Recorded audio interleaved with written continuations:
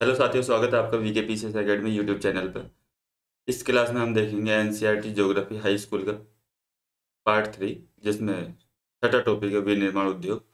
और विनिर्माण उद्योग में हम पहले देखेंगे इसकी परिभाषा क्या है विनिर्माण उद्योग की। यदि आपको 15 से 20 वर्डों में लिखनी हो मेंस में, तो आपको ये परिभाषा आपको पता होना चाहिए और कम से कम 15 से 20 वर्डों में ही लिखी होनी चाहिए। परिभाषा: कच्चे पदार्थ को मूल्य उत्पाद में परिवर्तित कर अधिक मात्रा में वस्तुओं के उत्पादन को विनिर्माण उद्योग कहा जाता है। ठीक है, कच्चे पदार्थ को मूल्यवान उत्पाद में परिवर्तित कर अधिक मात्रा में वस्तुओं के उत्पादन को। ओके, जैसे गन्ने से चीनी, बॉक्साइट से एल्युमिनियम और लोहा एक्स से लोहा इस्पात। अब हम देखते हैं अर्थव्यवस्था में विनिर्माण उद्योग का महत्व क्या है। तो विनिर्माण उद्योग सामान्यतः विकास की तथा विशेषतः आर्थिक विकास की रीढ़ समझे जाते हैं, क्योंकि कृषि के आधुनिकीकरण में विनिर्माण सहायक होता है। साथ ही द्वितीयक व तृतीयक सेवाओं में रोजगार उपलब्ध कराकर कृषि पर हमारी आत्मनिर्भरता को करता है। दूसरा, विनिर्माण क्षेत्र में भाई लोग ज़्यादा जुड़ेंगे, वहाँ पे बेरोजगारी कम होगी, लोगों को रोजगार मिलेगा तो गरीबी कम होगी। तो बेरोजगारी और गरीबी को दूर करने में सहायक होता है विनिर्माण सेक्टर। क्षेत्रीय असमानताओं को कम करता है। तीसरा, निर्यात को बढ़ावा देता है, जिससे हमें विदेशी मुद्रा प्राप्त होती है और भारत के साथ वैश्विक स्तर पर मजबूत होगी। तीसरा, विनिर्माण उद्योग एक ऐसा उद्योग है जो बढ़ती जनसंख्या की आवश्यकताओं को पूरा करने में सक्षम है। ठीक है, अब आगे बढ़ते हैं। राष्ट्रीय अर्थव्यवस्था में उद्योगों का क्या योगदान है। तो जीडीपी में विनिर्माण उद्योग का योगदान 27% में से 17% ही है, क्योंकि 10% भाग खनिज खनन, गैस और विद्युत ऊर्जा का योगदान है। ये आपको डाटा इकोनॉमी सर्वे से अपडेट करना होगा। ये पुराना डाटा है, ज़्यादा अंतर नहीं होगा। आगे, विनिर्माण क्षेत्र में ग्रोथ रेट कितनी है? 7% है। इसे बढ़ावा देने के लिए राष्ट्रीय विनिर्माण प्रतिस्पर्धा परिषद यानी नेशनल मैन्युफैक्चरिंग कॉम्पिटिटिव काउंसिल की स्थापना की गई। 27.3 मिलियन से अधिक लोगों को रोजगार प्रदान करता है विनिर्माण सेक्टर। तो आगे देखते हैं विनिर्माण क्षेत्र और विनिर्माण क्षेत्र में औद्योगिक अवस्थिति यानी उद्योगों को जहाँ पर लगाते हैं और वहाँ पर प्रभावित करने वाले कारक कौन कौन से हो सकते हैं। पहला, उस क्षेत्र में जहाँ पर उद्योग लगा रहे हैं वहाँ पर कच्चे माल की उपलब्धता है या नहीं, वहाँ पे सस्ते श्रमिक उपलब्ध हैं। तीसरा, पूंजीगत संपत्ति। चौथा, ऊर्जा संसाधन। चौथा, परिवहन का संसाधन कि रेलवे परिवहन या समुद्र के माध्यम से निर्यात करने के लिए बंदरगाह नज़दीक है या नहीं। आगे, सरकारी नीतियाँ भी प्रभावित करती हैं औद्योगिक अवस्थिति को। और आगे, भूमि, जल और संचार के साधन भी प्रभावित करते हैं उद्योगों की अवस्थिति को। तो उद्योगों की आदर्श स्थिति क्या होगी, मैप में हम देखते हैं। ये फ्रेमिंग की गई है, ये ऐसी ही फ्रेमिंग आपको मेंस आंसर राइटिंग में करनी होगी। तो बता रहा है उस स्थान पर कच्चा माल प्राप्त करने की लागत, उस स्थान पर उत्पादन की लागत क्या होगी, उस स्थान पर उद्योग की स्थापना का निर्णय, और चौथा, उत्पादन के वितरण की लागत। ये सारी चीज़ें आदर्श अवस्थिति को बतलाते हैं। अब देखते हैं उद्योगों का वर्गीकरण किस आधार पर। पहले हम देखते हैं प्रयुक्त कच्चे माल के स्रोत के आधार पर उद्योगों का वर्गीकरण। तो हम बात करते हैं कृषि आधारित उद्योग और दूसरा है खनिज आधारित उद्योग। कच्चे माल के स्रोत के आधार, इसमें सूती ऊनी वस्त्र, रबड़, चीनी, कॉफी, वनस्पति तेल उद्योग कृषि आधारित उद्योग हैं जो इसके अंतर्गत आते हैं। खनिज आधारित उद्योग की बात करें तो इसमें लोहा इस्पात उद्योग आता है, सीमेंट उद्योग, एल्युमिनियम, मशीन, औजार तथा पेट्रो रसायन उद्योग खनिज आधारित उद्योग में शामिल होते हैं। अब बात करते हैं प्रमुख भूमिका के आधार पर उद्योगों का वर्गीकरण। तो ये है आधारभूत उद्योग, दूसरा है उपभोक्ता उद्योग। आधारभूत उद्योग में जिनके उत्पादन या कच्चे माल पर दूसरे उद्योग निर्भर होते हैं उन्हें आधारभूत उद्योग कहा जाता है। जैसे लोहा इस्पात उद्योग हो गया, तांबा प्रगलन हो गया, एल्युमिनियम प्रगलन उद्योग हो गया, उपभोक्ता उद्योग जो उत्पादन उपभोक्ताओं को सीधे उपयोग करते हैं, जैसे चीनी हो गया, दंतमंजन, कागज, सिलाई मशीन। ये उद्योग अधिकांश बाजार के क्षेत्र में ही, जहाँ पर बाजार बड़ा होता है वहीं पे ये उद्योग लगा दिए जाते हैं। अब बात करते हैं स्वामित्व के आधार पर उद्योग। तो पहला है पीएसयू, पब्लिक सेक्टर अंडरटेकिंग उद्योग। ये सरकार द्वारा संचालित और सरकारी एजेंसियों द्वारा प्रबंधित उद्योग होते हैं। जैसे बात करें तो भारत हैवी इलेक्ट्रिक लिमिटेड, जिसके भेल बोलते हैं, और SAIL Steel Authority of India Limited, इनका संचालन सरकार द्वारा किया जाता है और सरकारी एजेंसी द्वारा इनका प्रबंधन किया जाता है। आगे देखते हैं स्वामित्व के आधार पर दूसरा है निजी क्षेत्र उद्योग। इसमें एक व्यक्ति के स्वामित्व में और उसके ही द्वारा संचालित उद्योग आते हैं, जैसे कि टिस्को हो गया, रिलायंस हो गया और बजाज हो गया। आगे बात करें संयुक्त उद्योग, तो ऐसे उद्योग जिसमें राज्य सरकार और निजी क्षेत्र के संयुक्त प्रयासों से चलाए जाते हैं। जैसे ऑयल इंडिया एक लिमिटेड ऐसी कंपनी है जो राज्य सरकार और निजी क्षेत्र के संयुक्त प्रयासों से ही चलाई जा रही है। बात करते हैं स्वामित्व के आधार पर चौथा और सहकारी उद्योग, जिनका स्वामित्व कौन करते हैं, जो कच्चे माल की आपूर्ति कर रहे होते हैं वही आपस में मिल करके एक उद्योग स्थापित कर लेते हैं। जैसे देख लेते हैं जिनका स्वामित्व कच्चे माल की पूर्ति करने वाले उत्पादकों, श्रमिकों ये दोनों के हाथ में होता है। संसाधनों का कोष भी संयुक्त होता है तथा लाभ हानि भी अनुपातिक होते हैं। आगे बढ़ते हैं, यहाँ पर कुछ ये कच्चा माल और तैयार माल की मात्रा और भार के आधार पर दो वर्गों में विभाजित किया गया है, ये आप देख लीजिएगा। प्रमुख उद्योगों की बात करते हैं तो कौन कौन से। पहला वस्त्र उद्योग। भारतीय अर्थव्यवस्था में वस्त्र उद्योग का अपना अलग महत्व है, क्योंकि कृषि के बाद ये दूसरा सबसे बड़ा उद्योग है जो सबसे ज़्यादा रोजगार के अवसर प्रदान करता है भारत में। तो इसका उद्योग उत्पादन में 14% का योगदान है। कुल मैन्युफैक्चरिंग में इसका योगदान 14% है। 350 लाख व्यक्तियों को रोजगार प्रदान करता है वस्त्र उद्योग। जीडीपी में 4% का योगदान देता है और 24.6% विदेशी मुद्रा भी वस्त्र उद्योग से ही अर्जित होती है। वस्त्र उद्योग की अवस्थिति की बात करें तो वस्त्र उद्योग कहाँ होगा, जहाँ पर कच्चा माल आसानी से उपलब्ध हो। तो कपास उत्पादन के क्षेत्रों के समीप, जैसे महाराष्ट्र हो गया, गुजरात हो गया, तमिलनाडु, यूपी और पश्चिम बंगाल। भारत जापान को सूत निर्यात करता है एवं प्रमुख निर्यातक देशों की हम बात करें तो यूएसए, इंग्लैंड, रूस और पूर्वी यूरोपीय देशों को वस्त्र उद्योगों का भारत निर्यात करता है। आगे बात करें विभिन्न क्षेत्रों में वस्त्र उत्पादन। सबसे ज़्यादा वस्त्र उत्पादन होता है तो कहाँ होता है, कारखानों में केवल 6% होता है। विद्युत करघे जो बिजली से चलाए जाते हैं तो उनसे 54.17% और हथकरघे जो हाथों से चलाए जाते हैं उनसे 23.00% उत्पादन होता है। अब बात करें यदि वस्त्र उद्योग को लेकर के कोई क्वेश्चन पूछा जाए, उसको लेकर के सरकार ने बहुत सारी पहल कर रखी है। इसको मैंने ऐड किया है यहाँ पर टॉपिक को, क्या आपको आसानी हो उसमें। ठीक, तो वस्त्र उद्योग को बढ़ावा देने वाली सरकारी पहल यदि क्वेश्चन में पूछता है तो आपको डायरेक्ट यहाँ से डायरेक्ट उठा के रख देना है। एकीकृत वस्त्र पार्क योजना चलाई गई। समर्थ योजना वस्त्र उद्योग को बढ़ावा देने के लिए की गई। पूर्वोत्तर क्षेत्र में वस्त्र संवर्धन योजना चलाई जा रही है। पावर टैक्स इंडिया चलाया जा रहा है और रेशम समग्र योजना भी चलाई जा रही है। अब बात करें वस्त्र उद्योग के समक्ष चुनौतियाँ क्या क्या हैं। तो पहला चुनौती पुरानी तकनीक, जो हमारे उद्योग हैं, उद्योगों में आज भी पुरानी तकनीक काम कर रही है, उसको आधुनिक तकनीक में बदलने की जरूरत है, जिससे सूत आसानी से काटा जा सके, वस्त्र आसानी से बनाए जा सके। स्थिर निर्यात, पिछले लगभग 1-1.5 दशकों से हमारे कब वस्त्र उद्योग का जो निर्यात किया जा रहा है वो उसकी जो स्थिति है वो स्थिर बनी हुई है, वो आगे नहीं बढ़ रहा है। आगे छोटे एवं मध्यम उद्योगों का प्रभुत्व बना हुआ है, लेकिन उद्योगों का प्रभुत्व तो है लेकिन ये रोजगार के अवसर भी सबसे ज़्यादा सृजित कर रहा है। कर संरचना संबंधी मुद्दे ये एक चुनौती बनी हुई है। और विदेशी निवेश की कमी, वस्त्र उद्योग में जो आजकल जो विदेशी निवेश आ रहा है वो इंफॉर्मेशन टेक्नोलॉजी या सर्विस सेक्टर में ज़्यादा आ रहा है और वस्त्र उद्योग के लिए निवेश की कमी, ये भी एक चुनौती है। अब देखते हैं भारत में वस्त्र उद्योग की स्थिति। तो ये सूती वस्त्र उद्योग के कारखाने दिखा रहा है, ऊनी वस्त्र के और रेशम।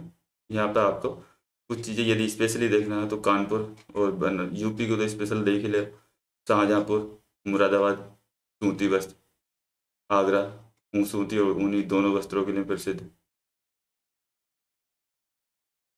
चलो आगे बढ़ते हैं। तो आगे देखते हैं हम पटसन उद्योग। भारत पटसन निर्मित सामान का सबसे बड़ा उत्पादक देश है। कौन सा?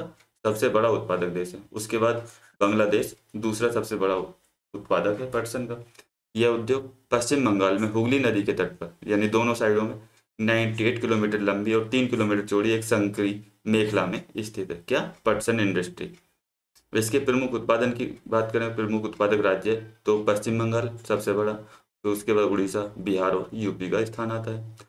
तो भारत पटसन उद्योग का निर्यात कहाँ को करता है? तो यूएसए को करता है। उसके बाद कनाडा, रूस और ये अरब देशों को किया जाता है। यह उद्योग 2.61 लाख श्रमिकों को एवं 40 लाख छोटे एवं सीमांत किसानों को रोजगार उपलब्ध कराता है पटसन उद्योग। इसी के लिए इस पटसन उद्योग को बढ़ावा देने के लिए सरकार द्वारा राष्ट्रीय पटसन नीति 2005 लाई गई, जिसका उद्देश्य पटसन का उत्पादन बढ़ाना, गुणवत्ता में सुधार करना, प्रति हेक्टेयर उत्पादन बढ़ाना और किसानों को पटसन का उचित मूल्य दिलाना इसके उद्देश्य थे। अब हम आगे बात करते हैं चीनी उद्योग की। भारत का चीनी उत्पादन में विश्व में दूसरा स्थान है। ये कभी ब्राजील तो कभी भारत, एक दूसरा आगे पीछे करते रहते हैं, लेकिन कभी ब्राजील तो कभी भारत। विश्व में अभी दूसरे स्थान पर, लेकिन अभी प्रेजेंट में देखा जाए तो विश्व में चीनी उत्पादन में सबसे बड़ा भागीदार है तो वो अभी भारत है। यहाँ पे इसको अपडेट कर सकते हैं। लेकिन गुड़ और खांडसारी की बात करें तो गुड़ और खांडसारी के उत्पादन में भारत का विश्व में प्रथम स्थान है।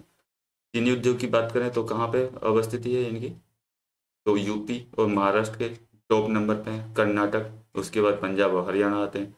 दक्षिण भारत, यदि आप यहाँ पे एक क्वेश्चन पूछता है और क्वेश्चन यदि आपको लिखना है और यहाँ से डायरेक्ट क्वेश्चन आता भी है कि दक्षिण भारत और उत्तर भारत में चीनी उद्योग की तुलना करनी है, जैसे दक्षिणी भारत में समकारी जलवायु है, समकारी जलवायु आर्द्रता बनी रहती है,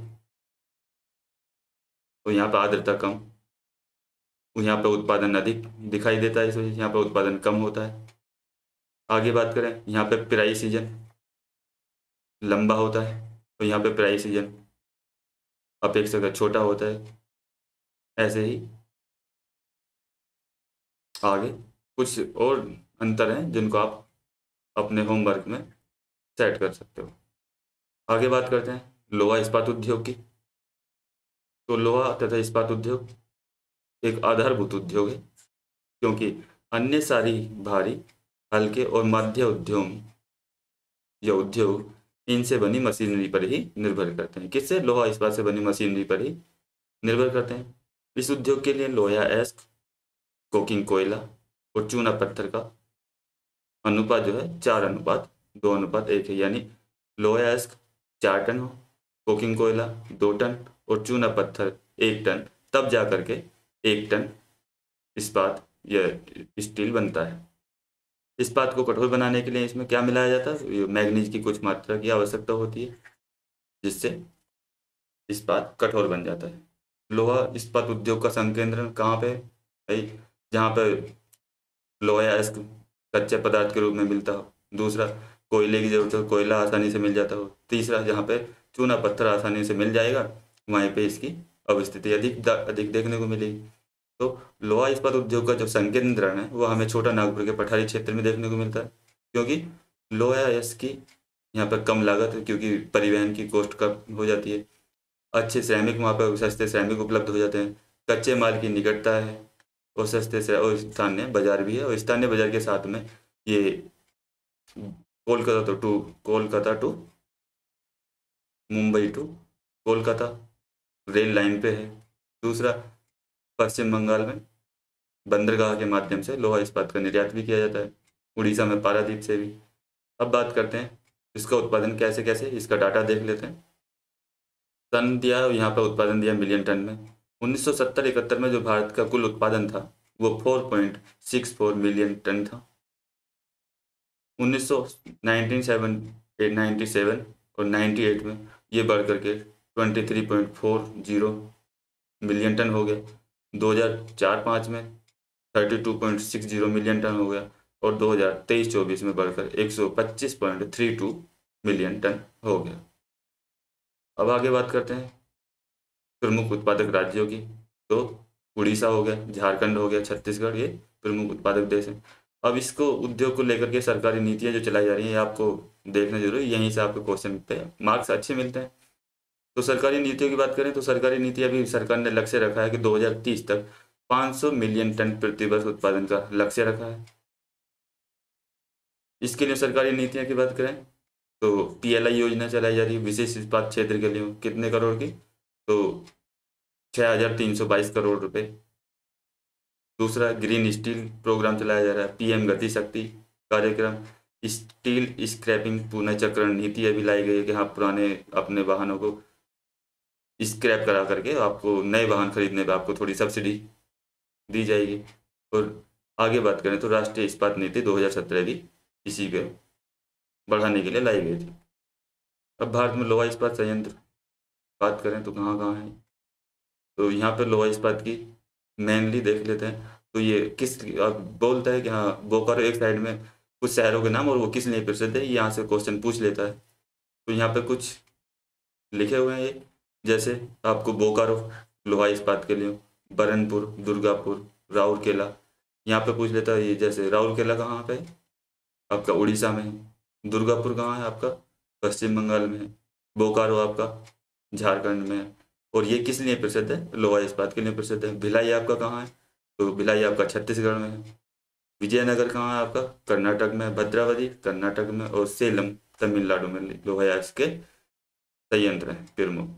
अब बात करते हैं अगले उद्योग की। अगला है एल्युमिनियम उद्योग। दूसरा प्रमुख धातु शोधन उद्योग है। यह हल्का, जंगरोधी, ऊष्मा का सुचालक और लचीला होता है। इसका उपयोग की बात करें तो हवाई जहाज बनाने में, बर्तन बनाने और बिजली के तार बनाने में इसका उपयोग किया जाता है।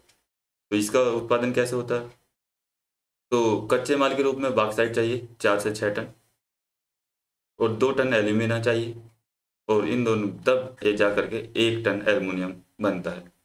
इसकी उद्योग की एल्युमिनियम उद्योग अवस्थिति की बात करें तो नालको, बाल्को उड़ीसा में, पश्चिम बंगाल, केरल और यूपी में इसकी अवस्थिति पाई जाती है।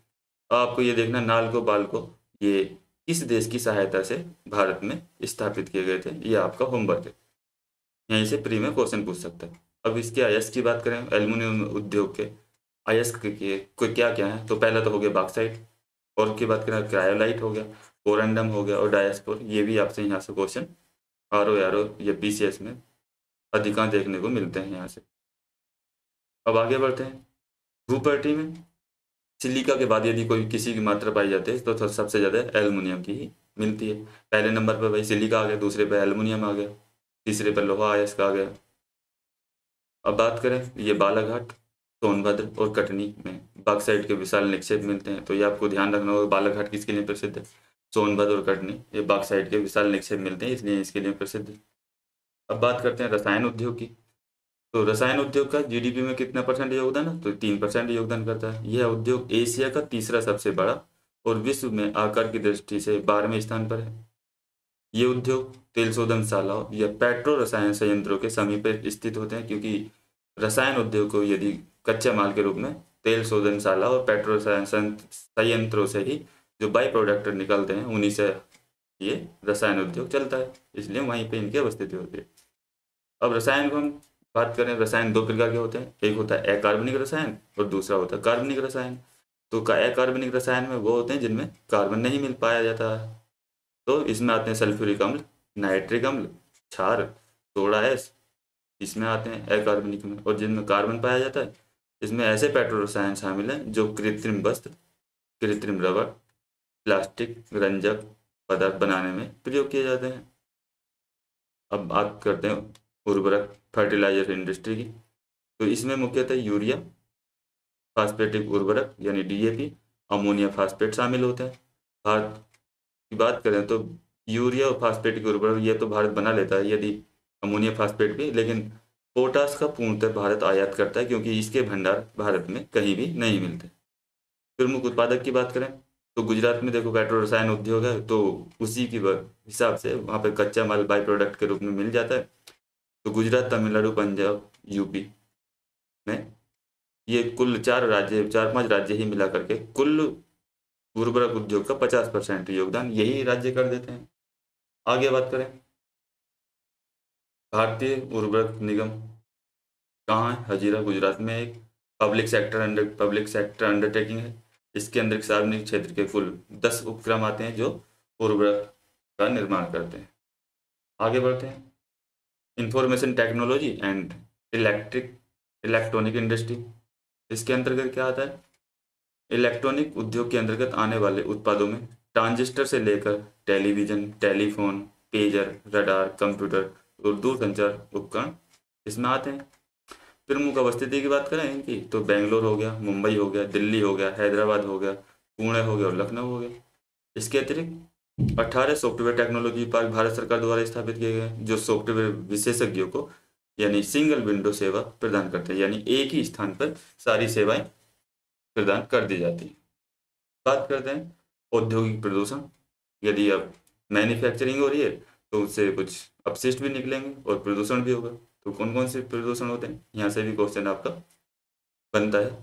तो पहला वायु प्रदूषण, भाई SO2, sulphur dioxide, carbon monoxide, धुआं, PM 2.5, 2.5.10 या ये और जहरीली गैसों का रिसाव होता है। इससे क्या होता है? मानव स्वास्थ्य, पशु, पेड़ पौधे, इमारतें पर दुष्प्रभाव पड़ता है। जैसे ताजमहल के ऊपर सल्फर का दुष्प्रभाव, उससे वो पीला होता जा रहा है। बात करें जल प्रदूषण की तो औद्योगिक अपशिष्ट जल का नदी में ऐसे ही छोड़ना बिना निस्तारण किए, तो इससे नदी तालाब में सीसा, पारा और कीटनाशकों की मात्रा बढ़ जाती है। इससे जलीय जीवों पर दुष्प्रभाव पड़ता है। तापीय प्रदूषण की बात करें तो जब कारखानों और थर्मल पावर स्टेशनों से गर्म पानी निकलता है, मतलब 10 डिग्री सेंटीग्रेड से अधिक गर्म पानी जब तालाब और पोखरों और नदियों में जाता है तो उससे तापीय प्रदूषण नदियों में होता है। जल को नदी तालाब में छोड़ना, ये जल में तापीय प्रदूषण। इससे वहाँ पर जो जलीय जीव हैं वो प्रभावित होते हैं, दूसरी जगह शिफ्ट हो जाते हैं या वहाँ से वो मर जाते हैं। आगे ध्वनि प्रदूषण भी, औद्योगिक निर्माण कार्य, जनरेटर, विद्युत ड्रिल से और ध्वनि प्रदूषण होता है जिससे मनुष्य में खिन्नता पैदा होती है, उत्तेजना, हार्ट बीट बढ़ जाती है, ब्लड प्रेशर संबंधी समस्याएं उत्पन्न होती हैं। अब यहाँ पे सॉफ्टवेयर टेक्नोलॉजी पार्क की बात कर रहा है तो श्रीनगर में सॉफ्टवेयर टेक्नोलॉजी पार्क है, मोहाली, नोएडा, जयपुर, गांधीनगर, इंदौर, कोलकाता, असम में गुवाहाटी, भुवनेश्वर उड़ीसा, मुंबई, पुणे महाराष्ट्र में, विशाखापट्टनम में, ये हैदराबाद में, बेंगलोर और मैसूर कर्नाटक में, तमिलनाडु के चेन्नई में और तिरुवनंतपुरम में यहाँ पे सॉफ्टवेयर टेक्नोलॉजी पार्क स्थापित किए गए हैं। 16 है, ये बहुत पहला डाटा, लेकिन अभी बहुत ज़्यादा स्थापित हो गए हैं, तो आप डाटा चेक करके आप उसको अपडेट कर सकते हैं। अब बात करते हैं इनके मुख्य तथ्य क्या क्या है।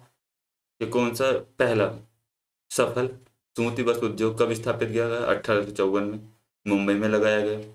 पहला पटसन इंडस्ट्री की बात करें तो रिसरा पश्चिम बंगाल में 1859 में लगाया गया। यहाँ से भी डायरेक्ट क्वेश्चन पूछ लेता है कि हाँ पहला सूती वस्त्र उद्योग कब स्थापित किया गया और कहाँ स्थापित किया गया। पहला सीमेंट उद्योग की बात करें तो 1904 में चेन्नई तमिलनाडु में स्थापित किया गया। अब बात करते हैं कुछ डेफिनेशन, जैसे ये है मिनी इस्पात उद्योग। तो मिनी इस्पात उद्योग ऐसे छोटे संयंत्र होते हैं जिनमें विद्युत भट्टी, रद्दी इस्पात व स्पंज आयरन का प्रयोग किया जाता है। ये हल्के स्टील व मिश्रित इस्पात का उत्पादन करते हैं। क्या? Mini steel industry. तो दूसरा है डेफिनेशन संकलित इस्पात संयंत्र। ये बड़े संयंत्र होते हैं जिनमें कच्चे माल को एक स्थान पर एकत्रित करने से लेकर इस्पात बनाना, ढालना, उसे आकार देने तक सारी क्रियाएं एक जगह होती हैं। अब देखते हैं हम क्वेश्चन इससे संबंधित।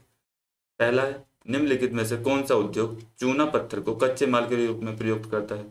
भाई एल्युमिनियम में तो जरूरत है नहीं, ना चीनी उद्योग में है, ना पटसन उद्योग में, तो कच्चे माल के रूप में सीमेंट उद्योग में प्रयोग होगा चूने पत्थर का। दूसरा, निम्न में से कौन सी एजेंसी सार्वजनिक क्षेत्र में स्टील को बाजार में उपलब्ध कराती है? तो ये हमारी सेल कंपनी है।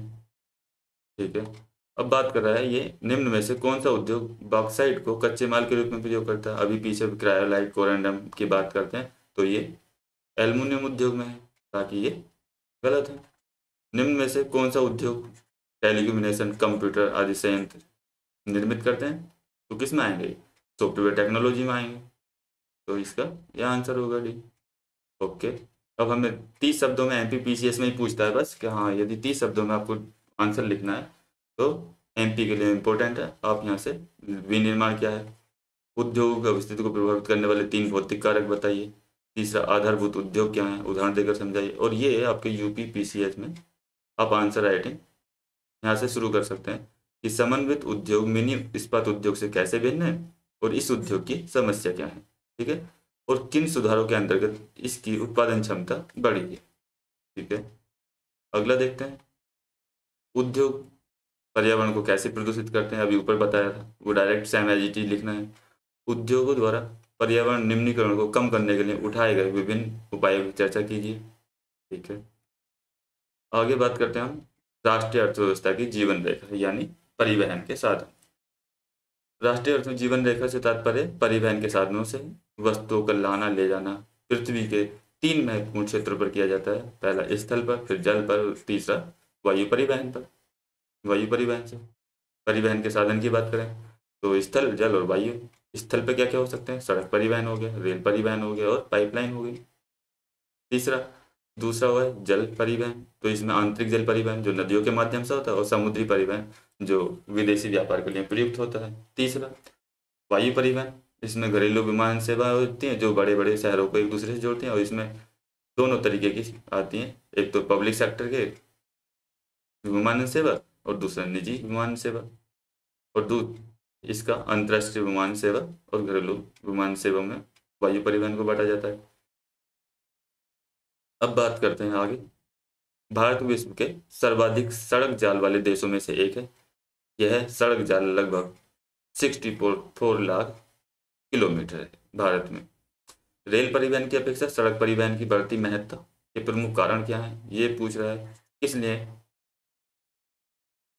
सड़क परिवहन की महत्ता अधिक है रेल की अपेक्षा। तो ये बोल रहा है कि रेलवे की अपेक्षा सड़क निर्माण लागत कम होती है।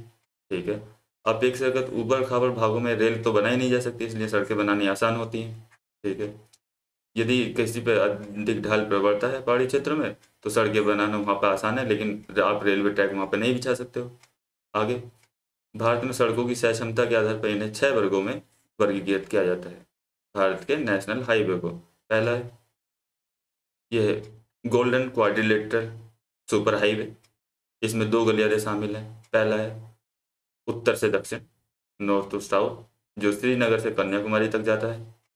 और दूसरा है ईस्ट टू वेस्ट यानी पूरब से पश्चिम, जो सिलचर से पोरबंदर तक जाता है। इसका उद्देश्य क्या है? भारत के जो मेगा सिटी हैं, मेगा सिटी के मध्य की दूरी और परिवहन का जो समय है उसको न्यूनतम करना है। इनको रेगुलेट कौन करता है? तो इनको national highway authority of India के अधिकार क्षेत्र में ये आते हैं। ठीक है, आगे बढ़ते हैं। दूसरा है नेशनल हाईवे। नेशनल हाईवे की बात करें, ये देश के दूरस्थ भागों को जोड़ते हैं, एक दूसरे को जोड़ते हैं, जिनका निर्माण और रखरखाव केंद्रीय लोक निर्माण विभाग के अधिकार क्षेत्र में आता है नेशनल हाईवे को। तीसरा है स्टेट हाईवे। स्टेट हाईवे का क्या है? राज्यों की राजधानियों को जिला मुख्यालयों से जोड़ने वाली सड़कें, इसमें राज्य राजमार्ग कहलाती हैं।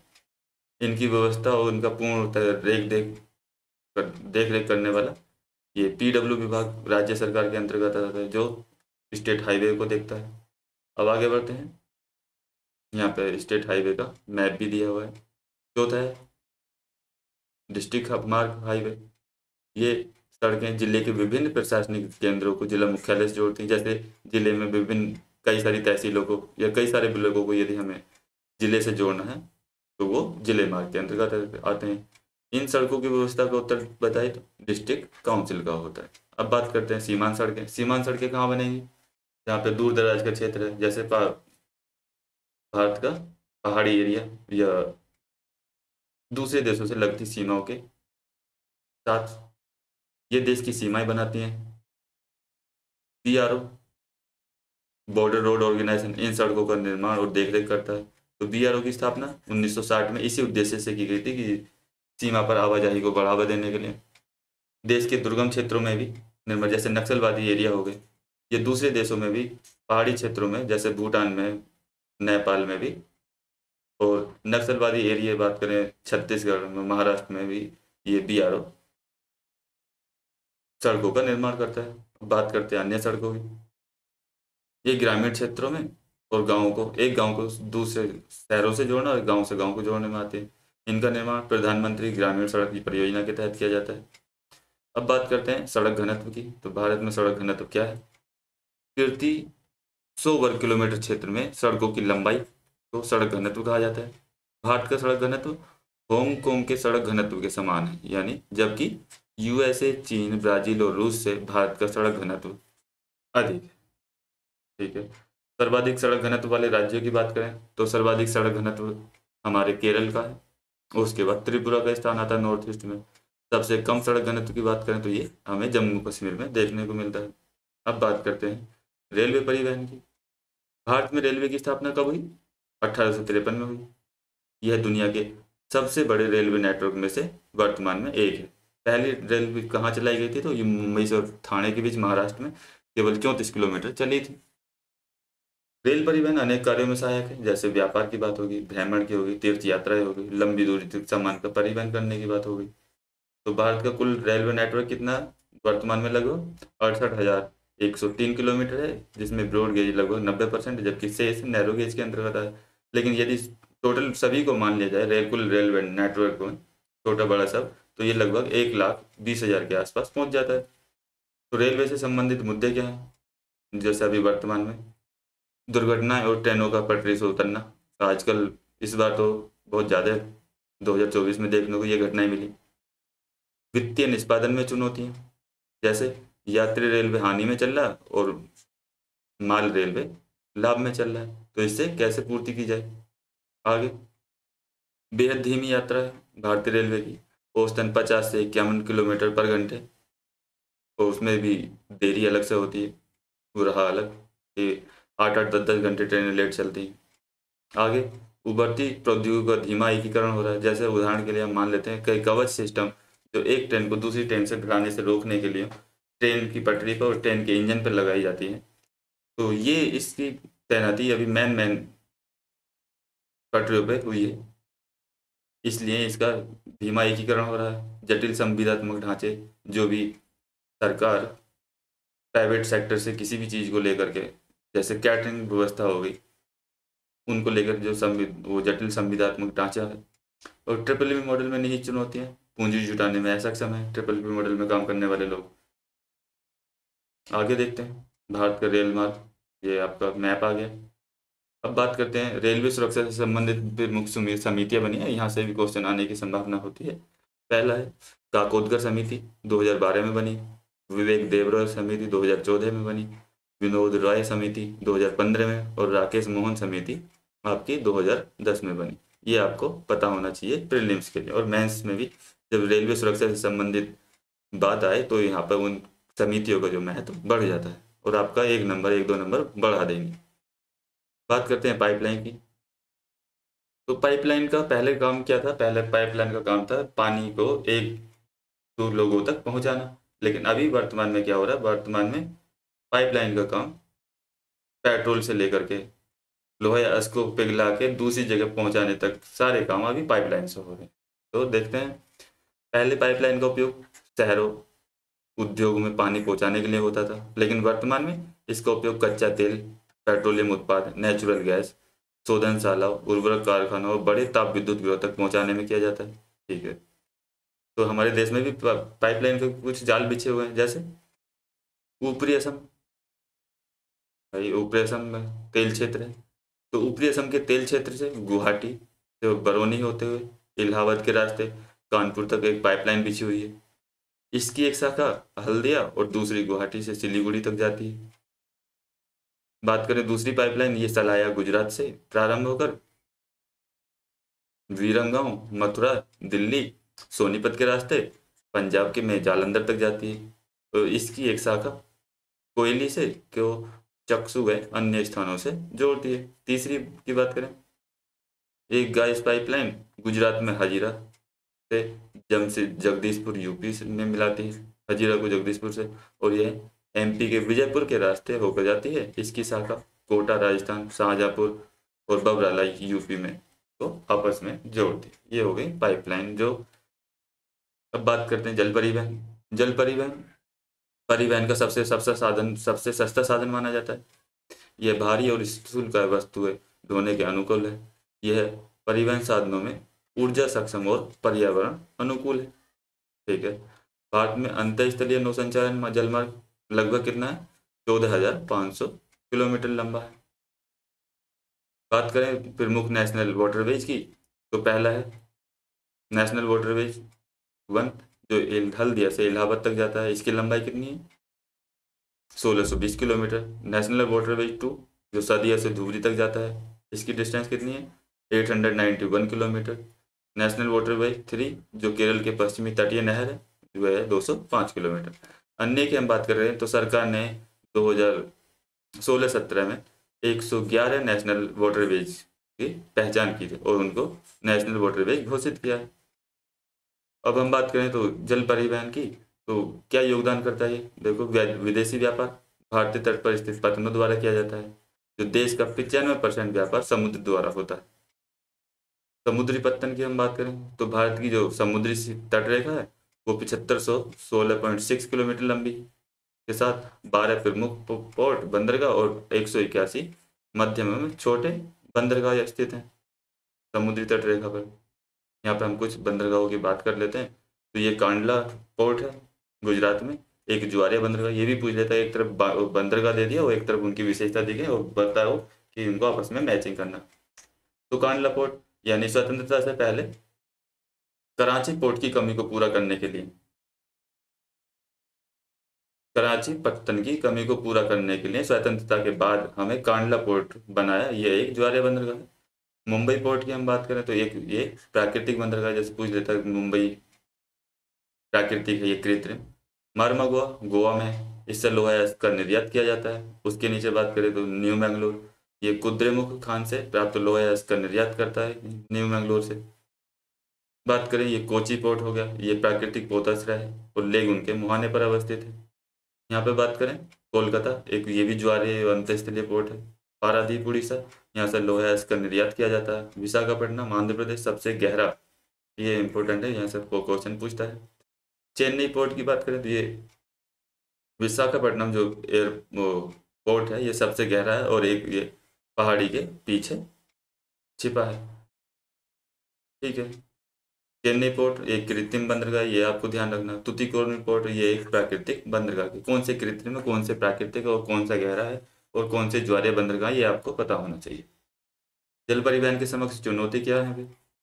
तो जल, यदि हम आंतरिक जल परिवहन की बात करें तो नदियों में जलोढ़ का निक्षेप होता है जिससे भारी गाद का जमाव हो जाता है और जल परिवहन के लिए एक चुनौती बन जाता है। वर्ष भर जल की समुचित मात्रा का अभाव, यदि हम बात करें तो दक्षिण भारत की अधिकांश नदियां वर्षा के मौसम में ही जल परिवहन के लिए सुविधादायक होती हैं, जबकि उत्तर भारत की नदियों में पानी को रोक करके बिजली पैदा की जाती है। इसलिए भी यदि है उत्तर भारत की नदियों में पानी तो वर्ष भर जल की समुचित मात्रा का अभाव या कम रहता है। तीसरा, माल परिवहन के लिए जलयानों की भारी कमी है। अगला, उचित टर्मिनल और रैंपों का अभाव पाया जाता है कि हाँ, यदि सामान को पोर्ट से जलयानों से उतारा जाए तो उसके लिए टर्मिनल बनाए और रैंप। टर्मिनलों पर मैकेनिकल हैंडलिंग का अभाव है। आगे बात करें, इसके लिए गहन पूंजी और नियामक ढांचे का अभाव पाया जाता है। अब बात करते हैं सरकारी जल परिवहन को लेकर के सरकारी पहल गवर्नमेंट ने स्टार्ट की है, तो कौन कौन से हैं? पहला है जल मार्ग विकास परियोजना, मैरीटाइम इंडिया विजन 2030। समुद्री विकास निधि है, ये 25,000 करोड़ का निवेश की बात की गई है। आगे बात करें बंदरगाह, पोर्ट रेगुलेटरी डेवलपमेंट अथॉरिटी का गठन किया गया है और नदी विकास निधि का भी गठन किया गया है जिससे जल परिवहन का विकास संभव हो सके। अब बात करते हैं वायु परिवहन। वायु परिवहन तीव्रतम, आरामदायक व प्रतिष्ठित परिवहन का साधन है इसके द्वारा अति दुर्गम स्थानों जैसे ऊंचे पर्वत हो गए, मरुस्थल, घने जंगल, लंबे समुद्री रास्तों को सुगमता से पार किया जा सकता है। किसके माध्यम से? सिर्फ वायु परिवहन के माध्यम से। ओके, तो आगे बढ़ते हैं। विश्व का तीसरा सबसे बड़ा विमानन क्षेत्र किसका है? वो भारत का है। पहले नंबर पे यूएस है और दूसरे पे चीन, और तीसरे की बात करें तो विमान परिवहन, वायु परिवहन के, वो भारत का स्थान आता है। हवाई अड्डों की बात करें तो हवाई अड्डे लगभग 487 एयरपोर्ट हैं, जिसमें से 140 को एयरपोर्ट अथॉरिटी ऑफ इंडिया द्वारा रेगुलेट किया जाता है। हम बंदरगाह और पोर्ट की लोकेशन देख लेते हैं मैप में। ये समुद्री पत्तन का ये वाला ट्रायंगल का शेप है। विशाखापट्टनम हो गया, पारादीप हो गया, ये हल्दिया हो गया, ये चेन्नई में दोनों हैं, तुतीकोरिन, तिरुवनंतपुरम, कोच्चि, न्यू मैंगलोर, मारमा गोवा, मुंबई में छत्रपति शिवाजी और जवाहरलाल नेहरू पोर्ट है, तो ये कांडला यहाँ पर है।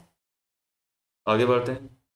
विमानन उद्योग से संबंधित चुनौती, आपको कहीं जाने की जरूरत नहीं, यहीं पर लिखी हुई है, और सरकारी पहल भी, यदि इससे संबंधित क्वेश्चन आता है तो।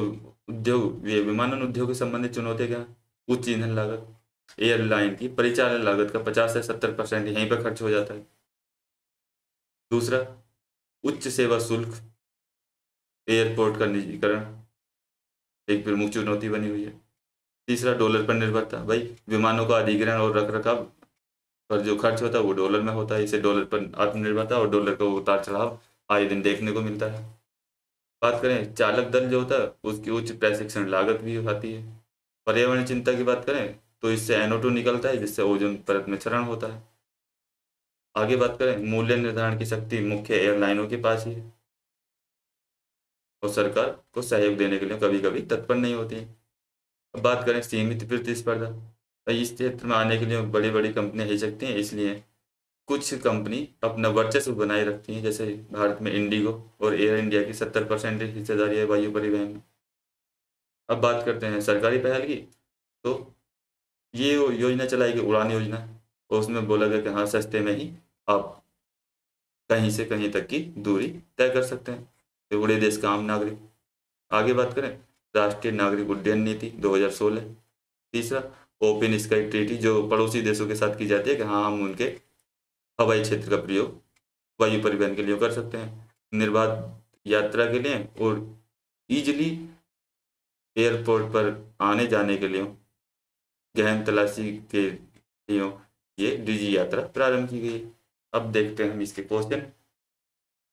बहुविकल्प, निम्न में से कौन से दो दूरस्थ स्थान पूरब और पश्चिमी गलियारे से जुड़े हैं? तो यदि आपने ऊपर देखा होगा, पढ़ा होगा, तो कौन कौन से? भाई पूरब पश्चिम में सिलचर और पोरबंदर है, बाकी गलत है। ठीक है, आगे क्वेश्चन देखते हैं। निम्नलिखित में से परिवहन का कौन सा साधन वाहनांतरण हानियों तथा देरी को घटाता है? भाई वाहनांतरण और हानि और देरी को कौन घटा सकता है? ये सिर्फ जल परिवहन ही घटा सकता है, हानियों को कम कर सकता है। निम्न में से कौन सा राज्य हजीरा विजयपुर जगदीशपुर पाइपलाइन से जुड़ा हुआ नहीं है? तो ये कहीं MP से जुड़ा हुआ है, गुजरात से हजीरा है, विजयपुर आपका MP में है, और उत्तर प्रदेश है, यानी आपका महाराष्ट्र से जुड़ा हुआ नहीं है। अब बोला, इनमें से कौन सा पत्तन पूर्वी तट पर स्थित है जो अंतः स्थलीय और अधिकतम गहराई का पत्तन है? तो हम बात कर रहे थे अभी कि सबसे गहरा बंदरगाह कौन सा है, तो वो विशाखापट्टनम है। आगे बात करते हैं, निम्न में से कौन सा परिवहन साधन भारत में प्रमुख साधन है? तो वो परिवहन साधन भारत में प्रमुख साधन, तो अभी तक तो ये सड़क परिवहन ही बना हुआ है। अब बात करें, निम्न में से कौन सा शब्द दो या अधिक देशों के व्यापार को दर्शाता है? तो कौन सा दर्शाएगा भाई? अंतर्राष्ट्रीय व्यापारी दो देशों के मध्य व्यापार को दर्शाएगा ना, इसलिए बाकी गलत है। 30 शब्द के वही आ गया, आप इनको देख सकते हैं। सड़क परिवहन के 3 गुण बताइए। रेलवे परिवहन कहाँ पर अत्यधिक सुविधाजनक परिवहन साधन है तथा क्यों? सीमांत सड़कों का महत्व बताइए। व्यापार से आप क्या समझते हैं? स्थानीय और अंतर्राष्ट्रीय व्यापार में अंतर स्पष्ट करें। ठीक है, 120 की जगह यहाँ पे आप 125 नंबर में 125 वर्ड्स में क्वेश्चन यहाँ पे लिखना स्टार्ट कीजिए, UPPCS के लिए मेंस के। यहाँ से आपकी मेंस का आंसर राइटिंग स्टार्ट हो जाएगा। प्रैक्टिस स्टार्ट करना जरूरी है। तो पहला है परिवहन और संचार के साधन किसी देश की जीवन रेखा तथा अर्थव्यवस्था क्यों कहे जाते हैं। आपने पीछे देखा होगा। पिछले 15 वर्षों में अंतर्राष्ट्रीय व्यापार की बदलती प्रवृत्ति पर एक लेख लिखें। ये तो आपको ऐसे में भी पूछा जा सकता है इस तरीके से। इस वीडियो में बस इतना ही। आपकी आज हाई स्कूल की एनसीईआरटी कंप्लीट हो गई है। यदि आपको ये वीडियो अच्छा लगे तो लाइक करो, शेयर करो, सब्सक्राइब करो और बेल आइकन दबाओ, जो आपको जल्दी से जल्दी हमारे वीडियो प्राप्त हो जाए। Thank you.